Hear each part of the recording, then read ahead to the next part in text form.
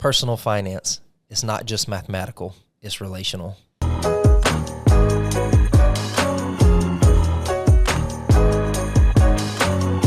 Hello, and welcome to the My Father Said podcast, where we discuss all things faith, finance, and family. I'm one of your hosts, Ryan. I'm both a father and a son. Hey, everybody. I'm Robert. I'm his dad. I'm a grandparent, and I'm also my father's son. And today we are going to talk to you guys a little bit about personal finance, not just for you individually, but personal finance for you and your spouse, personal finance for you and your kids, and why that matters. So you've probably heard this before, but the number one cause of divorce in America has something to do with finances. I've been hearing that my whole life. I don't know if that was a thing when you were growing up, but that's something that we've heard for forever. And so getting on the same page financially, that's going to do well for your marriage.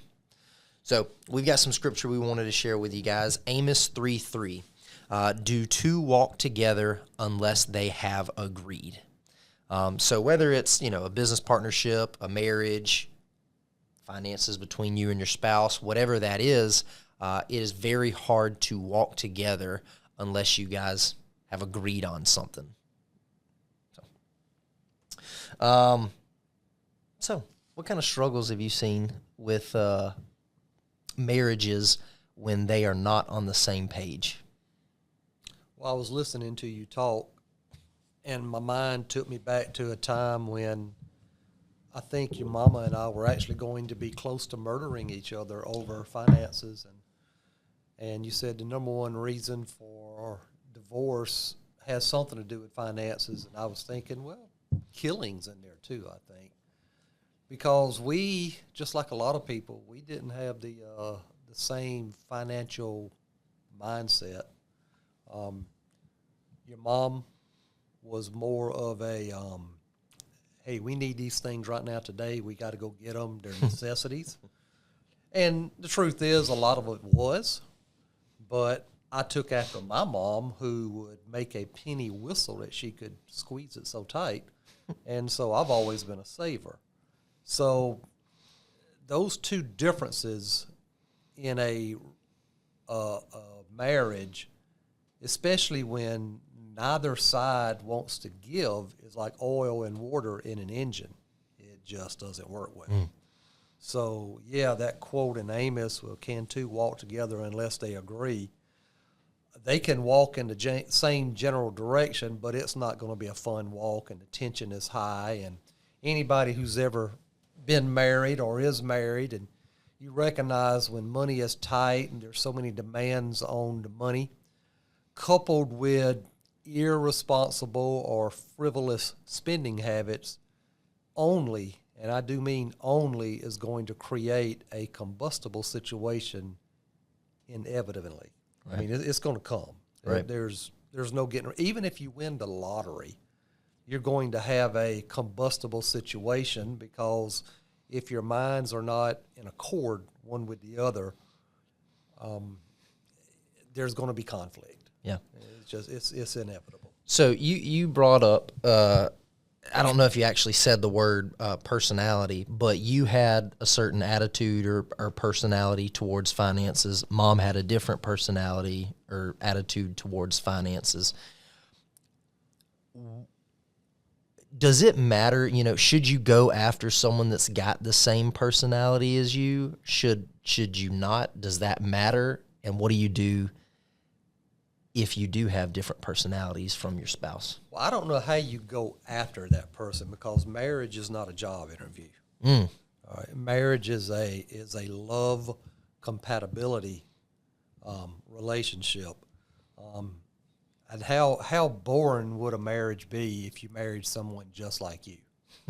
I mean, and I say that to say that the marriage between your mom and I has always been full of surprises, all right? Because we're not like each other when it comes to that. And I'm sure we'll touch on it a little bit later.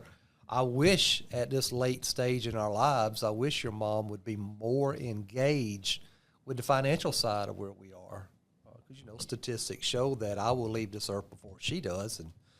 And she, being as big-hearted as she is, my fear for her is that she's going to be taken advantage of, after I'm gone, if I leave before she does. And so I wish she would be a little bit more engaged. But then on the other side, I'm sure that she wishes I would be more happy-go-lucky. Yeah. Like she is, and that's not a bad thing because she keeps the sunshine in the marriage. All right? I keep the ground level, but she keeps the sunshine in the marriage. So I do think that it would be a good idea, and if I'd have known this, I could have probably had this conversation with your mom before we married, but in retrospect, the conversation might have even scared her away because these habits of ours, we both got married in our mid-20s, so we had already developed these habits. I think it's probably not a bad idea, and it should be done where couples who are looking to get married should get a good understanding of each other's mindset when it comes to the handling of money. Right. And the accumulation of debt and the strategies of how both of those are going to be looked upon moving forward. Because I do believe it. I was trying to do some research today before we came in here about why marriages fail, and money is one of the top reasons, or I should say misunderstanding of the use of money is one of the main reasons. And it's sad because it doesn't have to be. Right. It doesn't have to be, but unfortunately it gets there. Did I answer your question? I think so. Yeah, I'm glad you brought up yours and Mom's different levels of engagement with the finances, because when I was looking up stuff for this, that was so the big theme was, hey, finances is one of the big reasons for divorce, and then it kind of laid out some of the issues. And one of the issues that was brought up is one spouse being more financially engaged than the other. So that's, you can have different personalities. Like Dave Ramsey talks about, in every relationship there's usually a spender and a saver. Well, that doesn't mean you're destined for divorce, but if you notice that and hey, I'm a spender, you're a saver, but you're both engaged and you're both making sacrifices, like that can become a non-issue. Well, let me clarify something, because your mom's going to be listening to this podcast eventually, and I don't want to go home to her today that she hears this. Your mom is not what I would call a spender. She has never been, thank the Lord, she has never been what certain ladies like to call other ladies as high maintenance. All right, high maintenance is these people who have to have all this flashy, nice stuff, whatever that might be. I don't know what it all is, but your mom has never been high maintenance. Your mom, to her detriment, has got a heart bigger than any lending institution at any bank. If she sees someone in need, she's going to try her best to get that need met. And she usually begins with my checkbook, or I should say our checkbook. And that's my concern for your mom, because her heart is so big that she's going to just spend it all. And there are people out there who take advantage of people whose hearts are like that. Right. That's my concern with your mom. It's not that she's going to go out and buy a Mercedes-Benz and a boat and a nice house on the lake. That's never been your mom's ambition. Right. Your mom loves where she lives. She loves being where we're at. She loves being in the country. She loves the quietness of that. She likes the small town atmosphere. She likes the rural atmosphere. She likes that. And you know what? Frankly, I do as well. But as far as that side of it, your mom has never been high maintenance. And I'm glad, because had she been high maintenance, chances are this marriage would not have worked, because I am so blessed, focused on planning for the future, that we would not have been able to stay in the same house. It just would not have worked, I don't believe. So this doesn't have anything to do with the finances, but you were talking about Mom and her heart and stuff like that. Do you remember that time? I think Mom was driving the Yukon, and she saw some like guy on the side of the road. Me and Ethan were with her. We were kids, and she picked him up and took him to wherever She found a drunk laying beside the road with a case of beer right beside him. Yes, I do remember that. She drove him to wherever he needed to go. I remember that your mom got a sermon from me that afternoon when I found out that she had loaded a drunk who was passed out on the shoulder of a highway. She picked him up and his case of beer and put it into Yukon with my 2 underage children, took this clown to his house, dropped him off. Come to find out, he works for an uncle of mine in his shop, and this guy in his drunken stupor said to your mama, "Take this case of beer away from me. I can't have this." So she took it, brought it to the house, and I'm wondering, why do we have a case of beer at this house? And then it was just a handful of days later, that same guy reached out to us saying, "Hey, man, you still got my beer? I got to have it. I'm having the shakes. I got to have my beer." And that's my whole point. That's my whole point. Benevolence like that, people will take advantage of you. I wasn't privy to the second part. I forgot. Yeah, I'd forgotten about that. I just remember Mom doing that. But when the guy was sober, probably the best welder you ever find that part of the country. Alcohol's a terrible thing. So, all right. Husband and wife have different personalities. You know, that's probably not going to change. But how can they get on the same page? You got to communicate. It's just like, I mean, it's a marriage. It's, you know, you can't have a dictator and a servant in a marriage. You've got to have equal partners. God created our spouses to be our help meets, not our help mates, and not our butlers and whatever the other name is for the maids, not the butlers and the maids. That's not what God created a relationship to be. So the same with finances. You got to come into it in a conversation willing to compromise, and that's hard because I would not compromise for a long time. But you got to be willing to compromise, and you got to be willing to listen to the other person. And you got to recognize what's important to you might not be that important to your spouse, and vice versa. And so you've got to learn that the world doesn't revolve around you, all right, that there's somebody else in this equation. And then when children comes, there's needs that the kids have to have met as well. So there's got to be compromise. There's got to be conversation. There's got to be listening. That's why you got 2 ears and 1 mouth. So in a conversation between 2 people, you got 4 ears and 2 mouths. And hopefully you're not talking over each other. So 4 ears are listening to 1 mouth speak. So that's number one. That's the primary thing. And the willingness to accept constructive critiquing. There's no such thing as constructive criticism. Whoever made that statement up, I don't understand, because I've never been criticized where I like it, all right? But critiquing, I can stand all day long. I might not like what I'm hearing, but I welcome critiquing. And in that sense, in a married couple, they've got to welcome constructive critiquing. There's got to be things. I mean, if one spouse is over here off to the side spending $600 a week, and the other spouse is over here handling all the finances just themselves, and they know, well, that one is spending $600, but we're only bringing in $500 a week, and there's no communication going on. Well, that one over there is fine, and this one over here is getting really agitated because every week they're getting further and further and further in the hole. Right. So there's got to be communication.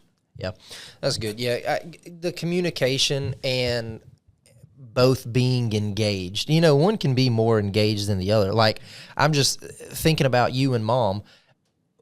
Mom can be as engaged as she wants. She's probably never going to enjoy the nitty-gritty as much as you do, and that's just who you are. But she can still be engaged. And this, like, plenty of marriages like that. Somebody is probably going to love it a lot more. They're going to feed off of that stuff, that structure. The other one, not so much. But if there's communicating and there is mutual engagement, then you can make basically anything work. And one of the things that we were looking up is, there are tools that you can use for that. So like, we've talked about a budget before. Budgets aren't fun, but they are necessary. And, every dollar is a real popular budgeting app. Or if you're like me and Alexia lives and dies by a Google spreadsheet when it comes to our budget. She wants to put everything in manually, go from it that way. But, having both of the spouses looking at the budget, being engaged, going over that's going to do wonders for somebody's marriage. I think so. In fact, I think so. I know so. I know so. I mean, because communication, when one partner feels like they're in the dark on any topic, that's not a fun time for that partner, and it's not a fun time for the other one. Right. So, yeah, I think that goes a long way. One thing I would suggest to our listeners who are watching the podcast or listening to it, I look at our accounts every day. I am checking my checking account balance every day, every morning when I wake up, just because I want to make sure that I haven't been hacked into, right, which I've had happen more than a couple of times by using a debit card or anything like that at the local gas station. Right. So I've learned the hard way that it can happen to anyone. It's happened to me.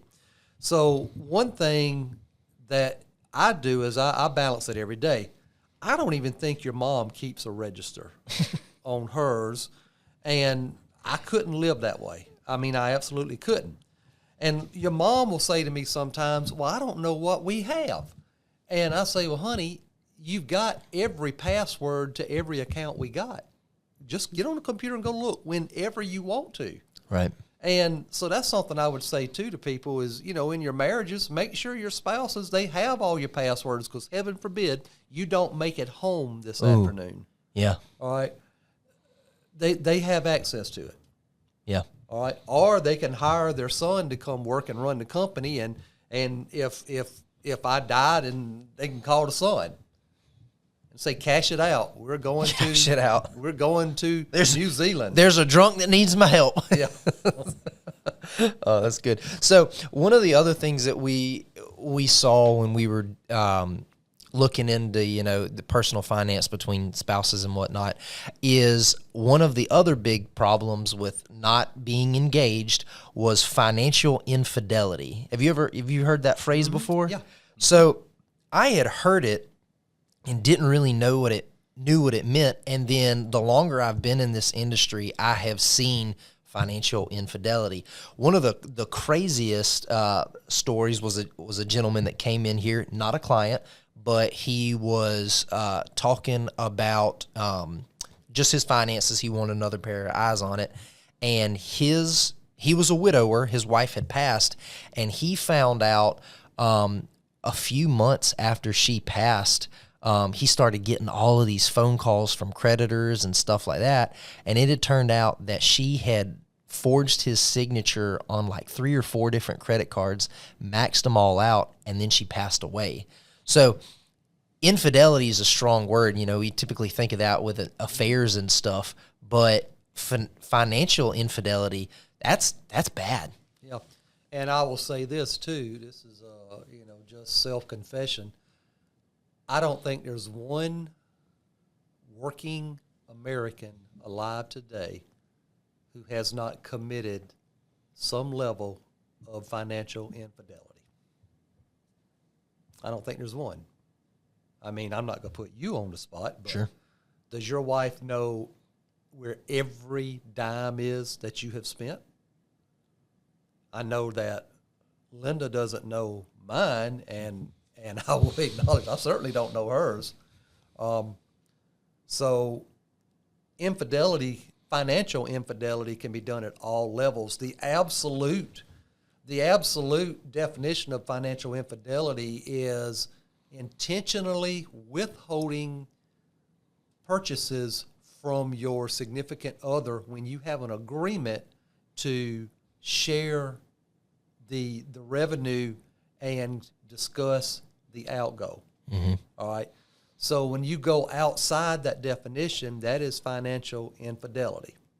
And so what I'm hearing is if we never come to an agreement, I'll never have financial infidelity. Well, now you said that. I'm not certain that was the. I'm not certain that was the intent. But financial infidelity. I mean, you know, you got to give some leeway. I mean, obviously, you can't show up in the yard one day. This is the funniest one. This is funny. I've heard people do this before, and I'm thinking this is crazy. You know, at Valentine's Day or a birthday or at Christmas. I remember that commercial that came on this past Christmas. The couple walk outside the door, and in the yard is this nice new car with a big red bow wrapped around it. And because it's theoretically a surprise, then that means that one of them two went out and just spent $45,000, $50,000 without discussing it with the other partner. And I get chuckled with that because you just gave your partner a depreciating item and a monthly payment. I love you. Yeah. Yeah, that's, now I've never done that, but I do know people personally who have done that. And it's, that to me, that's financial infidelity with a smile on your face. Yeah, right. Yeah. Yeah. So let me ask you this, because I've got strong opinions about it, but I want to hear yours first. What are your thoughts on spouses having separate bank accounts or just separate finances? I'm okay with it. I don't have a problem with it. Your mom and I have separate accounts that we carry, but they have each of our names on them. So in other words, your mom's got a account with a local bank. It's got both our names on it. I've got the account with both our names on it. She puts money in there, and I got money in mine. And basically, it's not a question of, well, how much did you spend? Right. Now, sometimes she will come to me and she ask me for some money, and I'll say, what happened to your money? And that's probably the most asked question in the house since our marriage, other than what time is dinner going to be ready. But we get in those conversations, but I'm okay with it. When I'm not okay with it is when it's done to intentionally conceal spending. Right. All right, I'm not okay then. Well, so you've got your bank account, mom's got hers, but y'all are both on it. Yeah, well, so we got our bank accounts, but I handle one primarily. She handles another one primarily. Right, but you're both still on it, so those aren't even really separate. They're not separate, even though we treat them as separate. What are your thoughts? So I guess the question I was asking is, hey, I'm spouse A, I've got all of my stuff, it's in my name. Spouse B, you've got all of your stuff, it's in your name. There's no joint. Well, then that's a divided household. Yeah. All right. That's a divided household, and there's a lack of trust there. Yeah.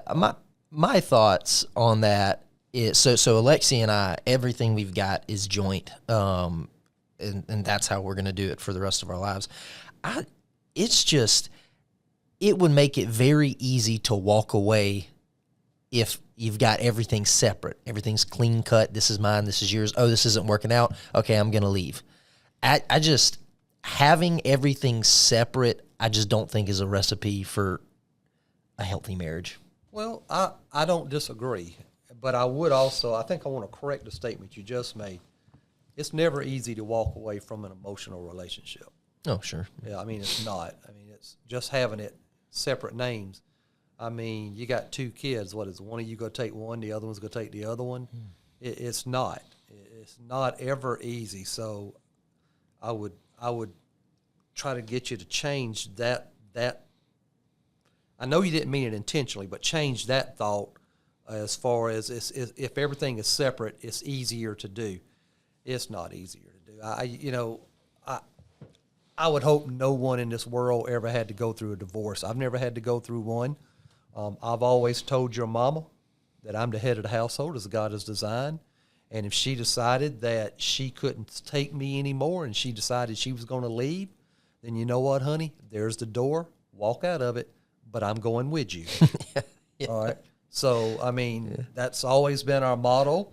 And when we got married, I heard her one time use that word divorce on the telephone with somebody right after we got married, and she was joking, and she made the comment about, I just divorced him. And I sat there and I waited. I let her get off the phone, and I sat her down on the couch, and I said, look here, there's two things that's never going to be done in this house. I said, one, we're never, ever going to allow alcohol in this house. And I said, and that word will never, ever be spoken out loud in this house ever again. I said, because that's not an option. That's two things that were not options in our house, alcohol and that word. Yeah, this is me. I got that from y'all, but me and Alexia, we won't use that word together or in our house. Now, if we're talking like you and I, we use it, but we won't say it. So. Yeah. And your mama was joking. She was cutting up. She didn't think a thing about it. Again, that's your mom's happy-go-lucky spirit. Mm-hmm. Divorce and happy-go-lucky don't really go together, but that's her spirit. That's who she is. But that's just it's, you got to set boundaries in the marriage for the marriage to work. There's got to be some boundaries, that agreed upon boundaries that has to be established, and even individual, maybe some unspoken boundaries for you that you won't cross. All right. And these boundaries, as you grow older, those lines move a little bit. For example, you and your brother, when y'all were at the house and your mom and I were responsible for raising you, we'd tear y'all behinds up in a heartbeat. Sometimes your mom and I would flip a coin. Who gets to tear them up today? Just have a good time just whipping y'all.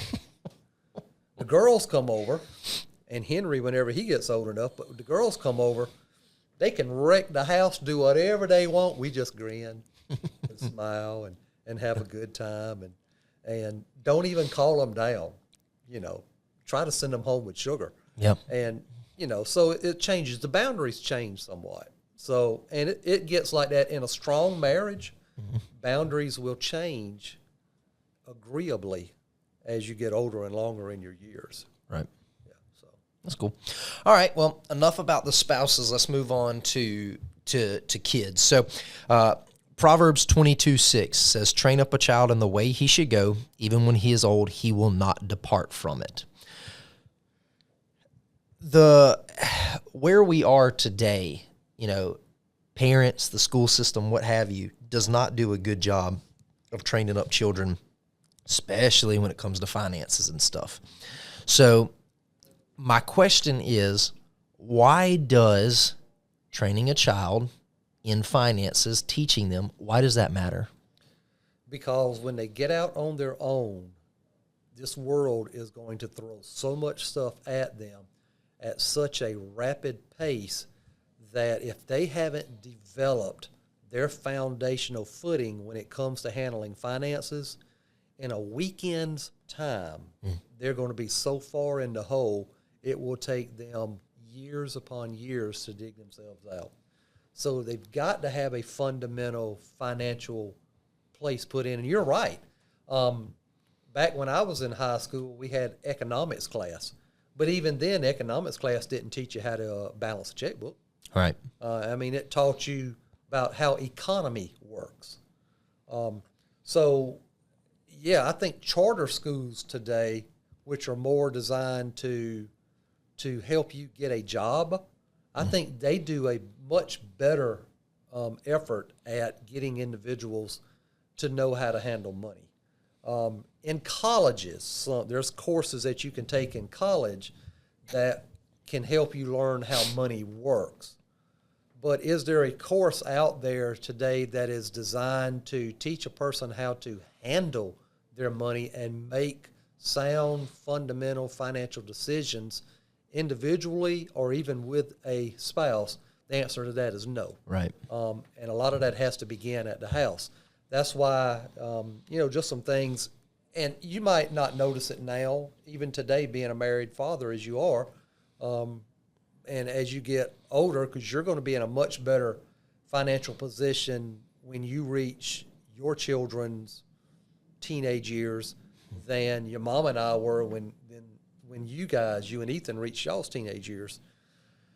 But if you keep in mind when y'all were at school, and you'd see some of those classmates coming in with their newer vehicles, their shinier vehicles. Mm-hmm. If you recall, you and Ethan had vehicles that were literally, they were purchased from last leg sales place. I mean, after you, they weren't going anywhere else. I mean, they were just going to go to the junkyard because that's how old they were. We just needed you to be able to get from point A to point B as inexpensive as you can. And Love that truck. yeah, and right off the bat, what that is trying to teach you is, yeah, your buddy sitting in the seat next to you in your classroom might have that 1 or 2 year old vehicle or even brand new vehicle, but I guarantee you, 9 times out of 10, their mom and dad was footing a healthy bill for that. Whereas whenever we bought you your vehicles, they were very inexpensive, and we didn't have hefty bills. I remember when you bought the F-150 for me. I remember we talked with that guy, and you haggled down the price, and then right before we left, you were like, "And you know what? Full tank of gas." Yeah. You guys haggled it down. Yeah. That was good. Yeah. I mean, you got to get what you can. Yeah. Well, good. No, I'm glad you brought up, like teenage years and college years. We listened to a sermon by Matt Chandler the other day, and he was talking about James and the love of money and stuff like that. And he said when kids are going to college or they're college aged or they're finishing college, their parents most of the time are in their peak earning years. So they've grown up, not really paid attention to finances because they were kids. And then they get to the point where they're old enough to start thinking about it. They look at mom and dad. Mom and dad are in their prime earning years. They're making more money than they ever have. They see their parents' spending habits. They graduate college and they think, hey, this is just the way life is. And so they bite off more than they can chew. They've got $80,000 in student loans. They buy a brand new vehicle. They buy a house they can't afford. And it's from this perception that they've got, not conversations or teachings that they've had from their parents. So. Yeah, a lot of parents don't discuss finances with their children. And the reason I believe is simply because the parents' financial position themselves are in such disarray that, one, it's disheartening for them to even have the conversation with their kids because it's a reminder of how tight things really are. Right. And two, they're embarrassed for the kids to even see how financially uninformed that they are as parents. So those conversations don't happen to a large degree. Mm-hmm. I mean, you might recall, when I was growing up, I started working in the watermelon fields and cantaloupe fields when I was 8 years old. Every summer, the day school got out, I was in the fields until the week before school got back in. And the only reason I got out of the fields then was because I had to go with Mom to get the annual, buy clothes for school, trip. And but I didn't have the options that you and your brother had. If you recall, with your brother and you, your mom and I basically said, listen, as long as you two are playing sports, mm-hmm. we will not require you to get a job. We will pay your basic necessities. But if you're not going to play sports, then you sure ain't going to come home and play video games. You're going to get a job somewhere.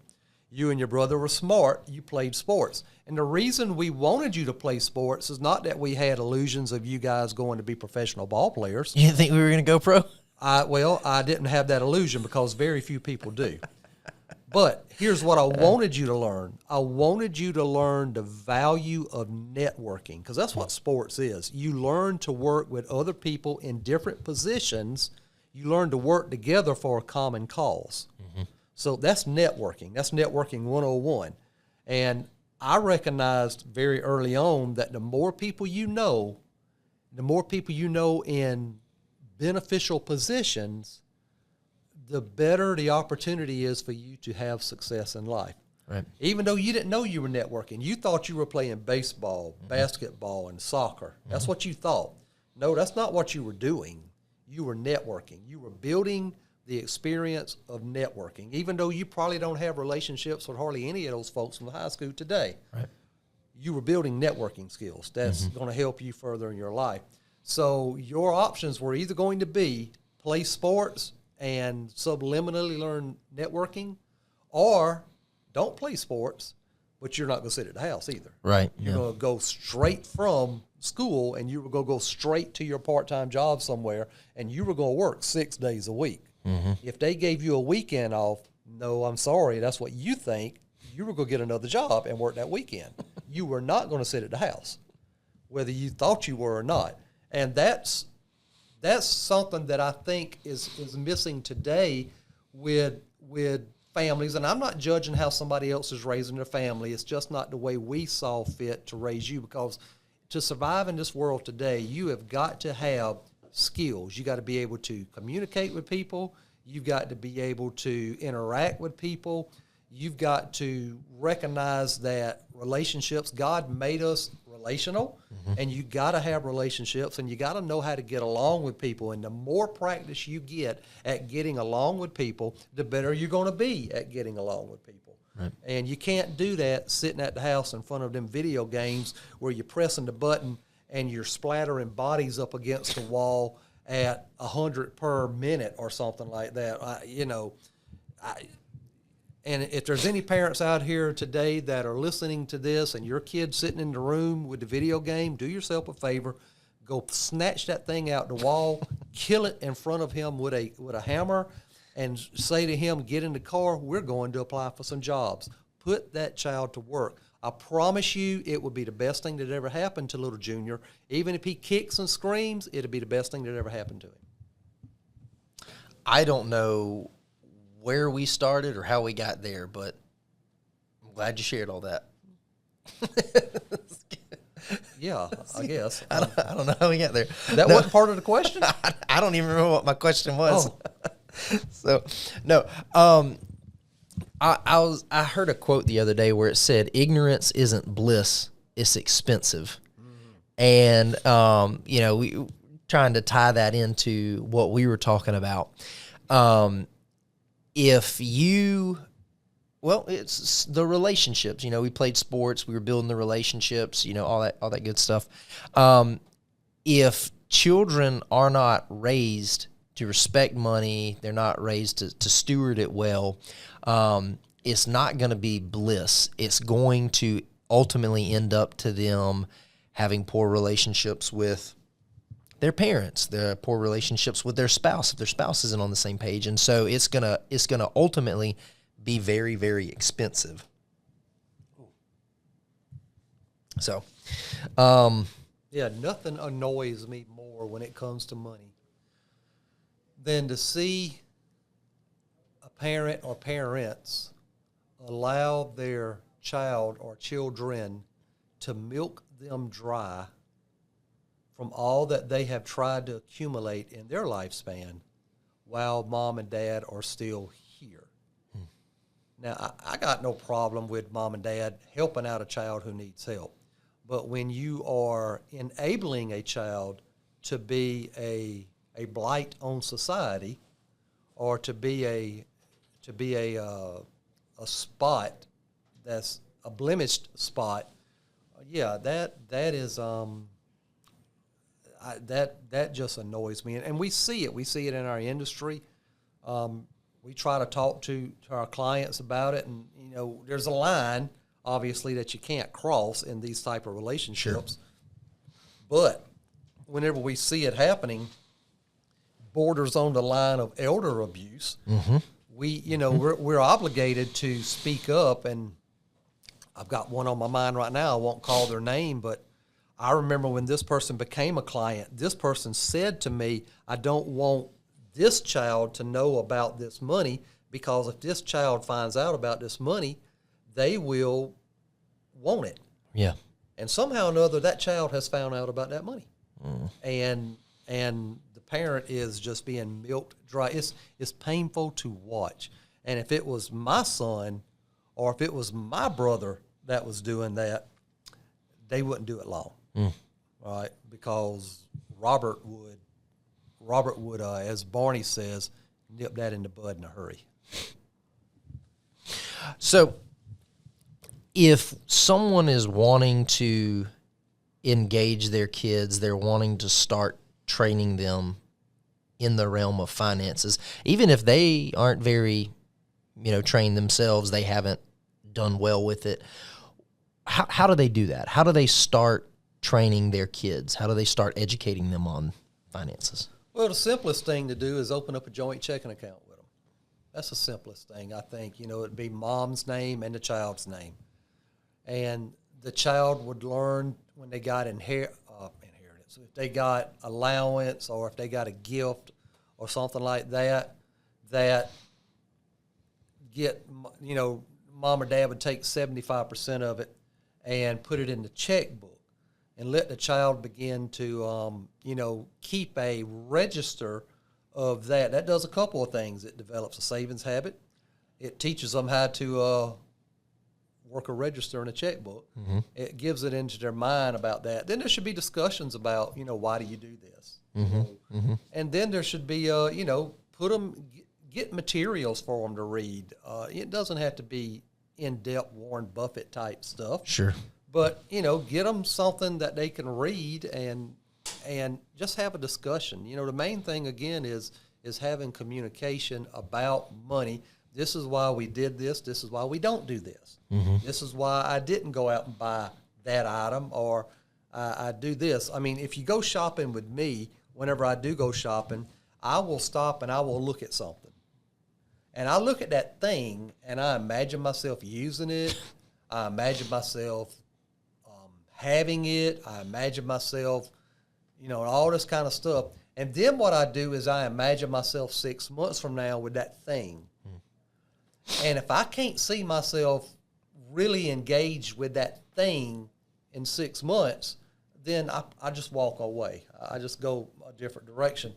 And whenever you're talking with someone about money, especially teaching a child, you want to teach them, you want to talk to them about delayed gratification, necessary spending versus wants, need and wants. Right. You want to teach them the two. We need groceries. All right, but do we need filet mignon?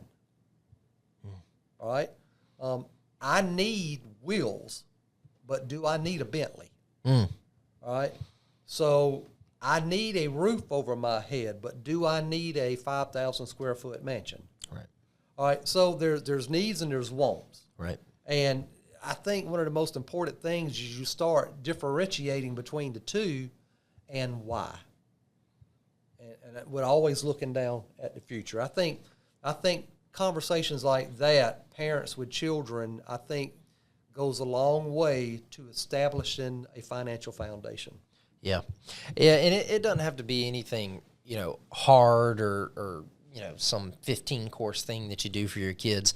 Honestly, just having the conversations, that'll start to do it. Because, you can have a conversation with a 4-year-old about their allowance, and you can have a conversation with a 17-year-old. The conversation is going to be very different, but it's still a conversation, and it's a conversation that you can build on. So, yeah, that's good. So, any parting thoughts for relationships and finances, whether it be with your spouse, your kids, or somebody else?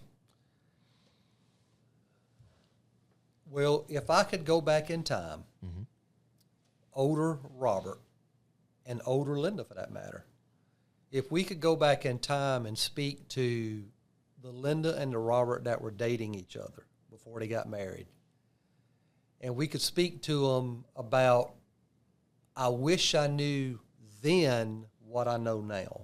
Mm-hmm. I would talk to them about agreeable compromise. I would talk to them about building memories with the same enthusiasm as building a financial future.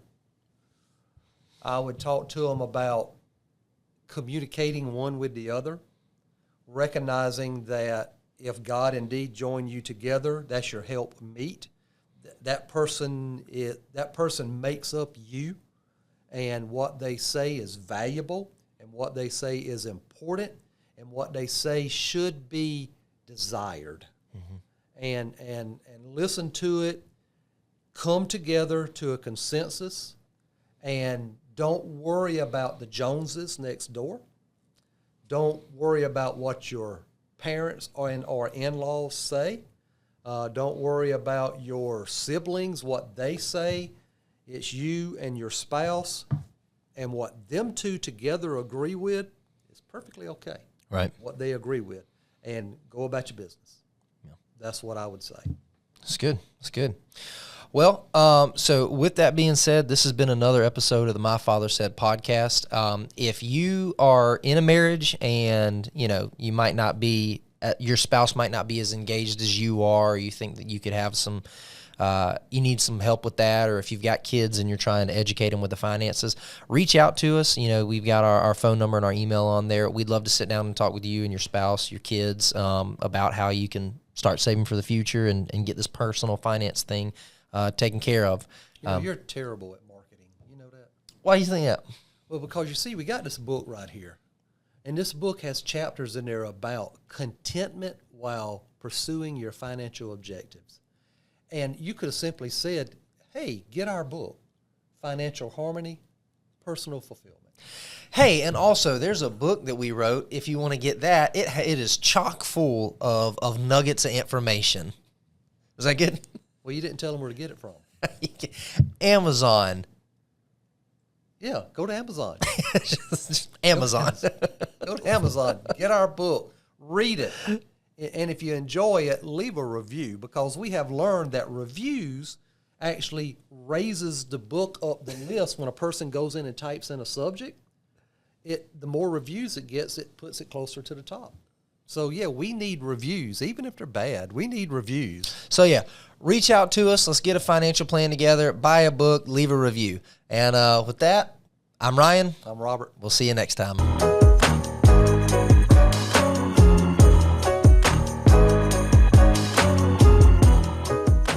The opinions voiced in this video are for general information only and are not specific advice or recommendations for any individual. All performance reference is historical and is no guarantee of future results. All indices are unmanaged and may not be invested into directly. Economic forecasts set forth may not develop as predicted, and there can be no guarantee that strategies promoted will be successful.